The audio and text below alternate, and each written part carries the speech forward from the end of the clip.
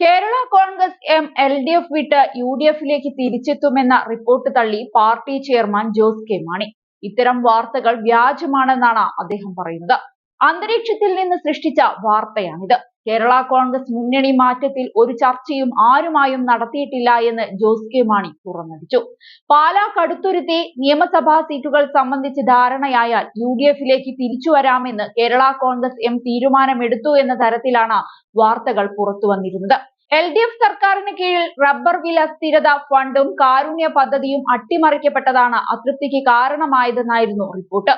ഇതിന്റെ ഭാഗമായി പാർട്ടിയിൽ അനൌദ്യോഗിക ചർച്ചകൾ നടന്നതായും റിപ്പോർട്ട് അവകാശപ്പെടുന്നുണ്ട്. ലോക്സഭാ തിരഞ്ഞെടുപ്പിലെ ഭരണവിരുദ്ധ വികാരം അടുത്ത നിയമസഭാ തിരഞ്ഞെടുപ്പിൽ പ്രതിഫലിക്കും എന്നും ഭരണം നഷ്ടമാകുമെന്നുമുള്ള ഭയവും മുന്നണി മാറ്റത്തിന് കാരണമായി പറയപ്പെട്ടിരുന്നു. എന്നാൽ ഇതെല്ലാം തള്ളിക്കൊണ്ടാണ് ജോസ് കെ മാണി രംഗത്ത് വന്നത്. കേരള കോൺഗ്രസ് എം LDFിന്റെ അഭിവാജ്യ ഘടകമാണ് എന്നും UDF തങ്ങൾ വിട്ടതായിരുന്നില്ല, തങ്ങളെ പുറത്താക്കിയതായിരുന്നു എന്നും അദ്ദേഹം ചൂണ്ടിക്കാട്ടി. കേരള കോൺഗ്രസ് എം LDFിനൊപ്പം ഉറച്ചു നിൽക്കുമെന്നും അതിന് വിപരീതമായി ആർക്കെങ്കിലും ആഗ്രഹമുണ്ടെങ്കിൽ അടുപ്പിൽ വെച്ച വെള്ളം വാങ്ങി വെച്ചേക്കൂവെന്നാണ് അദ്ദേഹം പറഞ്ഞത്. ഇത്തരം വാർത്തകൾ UDFിനെ സഹായിക്കാനുള്ള അജണ്ടയുടെ ഭാഗമാണ് എന്നും അദ്ദേഹം ആരോപിച്ചു. അതേസമയം 2026 നിയമസഭാ തിരഞ്ഞെടുപ്പിന് മുൻപ് കേരള കോൺഗ്രസ് എമ്മിനെ ഒപ്പം കൂട്ടാനായാൽ ഇടതുമുന്നണി പ്രതിരോധത്തിലാകുമെന്ന കണക്കുകൂട്ടലിലാണ് UDF. ഇതിന്റെ ഭാഗമായി ക്രൈസ്തവ മത മേലധ്യക്ഷന്മാരുടെ കൂടെ ഇടപെടലിൽ നീക്കം നടക്കുന്നു എന്നാണ് വിവരം.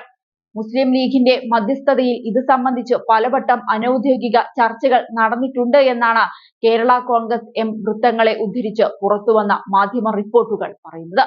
KM മാണിയുടെയും കേരള കോൺഗ്രസ് എമ്മിന്റെയും കുത്തകയായ പാലാ സീറ്റിൽ അദ്ദേഹത്തിന്റെ മരണശേഷം പാർട്ടിക്ക് ജയിക്കാനായിട്ടില്ല. പാലാ ഉപതിരഞ്ഞെടുപ്പിൽ LDFിന്റെ ഭാഗമായിരുന്ന മാണി സി കാപ്പനായിരുന്നു വിജയിച്ചത്.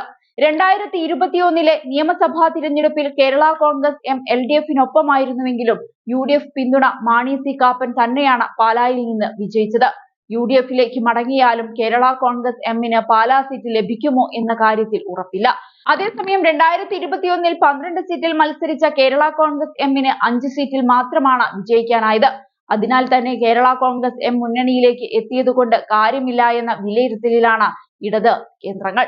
അടുത്ത വർഷം നടക്കാനിരിക്കുന്ന തദ്ദേശ തിരഞ്ഞെടുപ്പിൽ കോട്ടയത്ത് കാര്യമായ പ്രകടനം നടത്താനായില്ലെങ്കിൽ കേരള കോൺഗ്രസിന്റെ മുന്നണിയിലെ ഭാവി തന്നെ കഷ്ടത്തിലാകും.